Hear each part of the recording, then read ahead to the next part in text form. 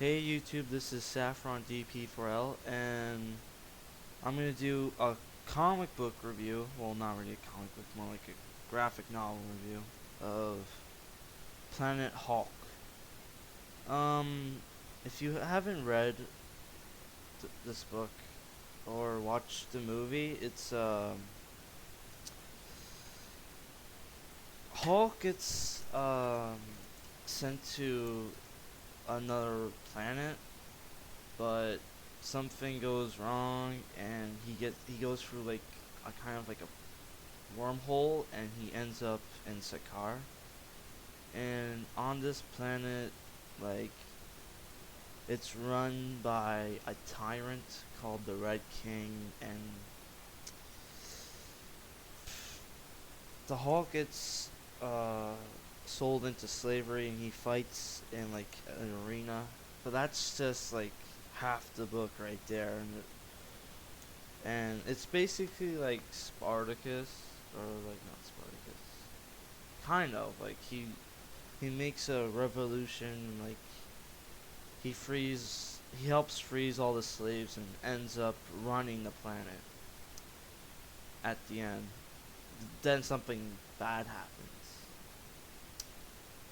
If you haven't seen the movie, um, and you're looking for like a happy ending, watch the movie because this book does not end like in a happy tone. Like, this book ends with something pretty bad.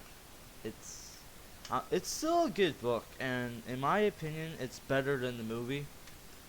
Cause in that movie, they replaced Silver Surfer, who got Silver Surfer was kind of like enslaved and forced to fight people. He actually ended up fighting the Hulk, and in the movie, they replaced him with Beta Ray Bill. Nothing wrong. Uh, there's nothing wrong with Beta Ray Bill. I thought he was awesome in the Silver Surfer animated series, but come on, who would you rather see? Silver Surfer or Silver Savage in badass gladiator armor, like, or like Ray Bill? And to be and Silver Savage, Silver Surfer, he was probably the best part of this book. The whole fight against him and Hulk, that was my favorite part. It was awesome. And they replaced him with Beta Ray Bill in the anime movie. That sucked, in my opinion. And to be honest, there's no real reason why they did that. Because I know Fox owns the rights for Silver Surfer, but that's only in live action movies. And like, that's in live action form. They can still do Silver Surfer in animated features. That's why you see Silver Surfer on the Marvel cartoon Superhero Squad. So there's really, if they wanted to, they could have, but I don't know why. Maybe they couldn't get the actor from the Silver Surfer anime series, or they just want to promote Beta Ray Bill. I don't know. Nothing wrong against the Beta Ray Bill character.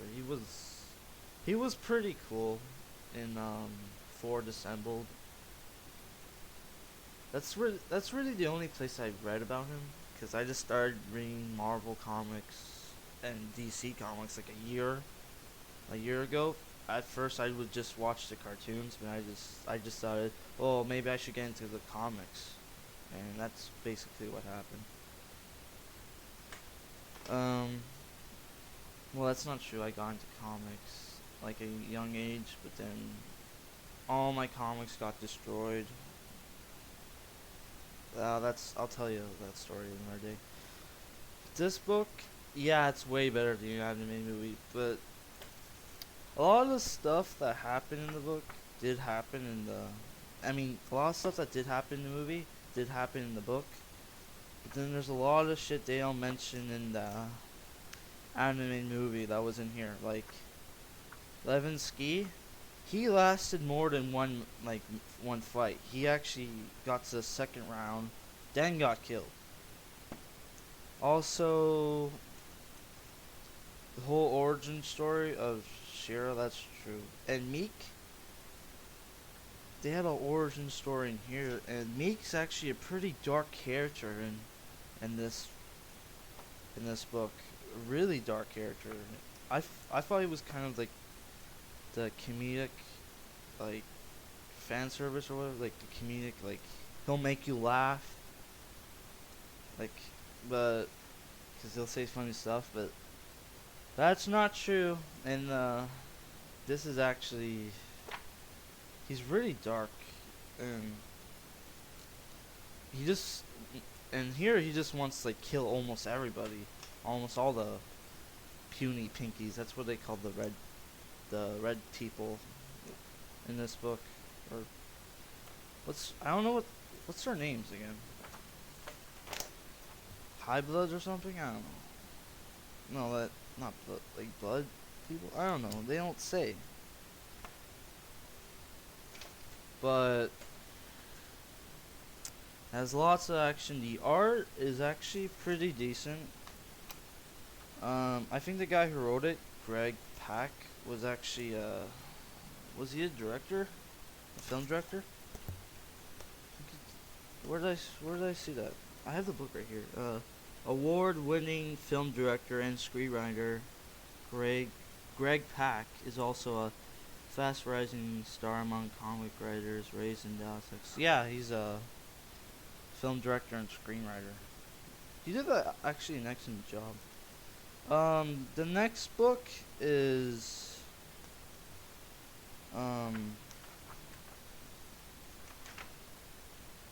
World War Hulk. I'm gonna review that. The art style is pretty good. The fight scenes are excellent. I actually end up liking the robot armor that the Red King had in this better than the one in the animated movie. In the animated movie, I actually really like that because one of my favorite voice actors, I forget his name. I can't remember his name right now. Ah, the guy from Gundam Wing, he did the voice of Hiro Yue, did the voice of the Red King in the Planet Hulk animated feature, which I thought was awesome. Yeah, this book is really good, but it's very dark and somewhat biblical. How they're talking about how Hulk is the Sakaar son, how he's the savior, but they also talk about him as the world breaker, like the world breaker, which is kind of like some kind of foreshadowing right there. Oh shit, did I give it away? Okay, whatever. I recommend Planet Hulk. It's a very good read. I got this done pretty fast. Like I just got this like 2 days ago, and I'm already done. Like I usually I take these kind of big ass books slow. Like I'll read a couple. Like I'll read like for an hour, then the next day an hour. But I just kept on reading it. It's like it draws you in. The story just draws you in. It's like it's a very good book. And I just need to tell you something. I know in the anime movie, Iron Man was doing all the talking, but in the book, it was Mr. Fantastic that was doing all the talking, saying how like your time and time again, your anger and power threaten the world. Blah, blah, blah. Talking about why they did what they did. I recommend this book. I'm giving this a 5 out of 5. It's an excellent read. Go out and get this right now.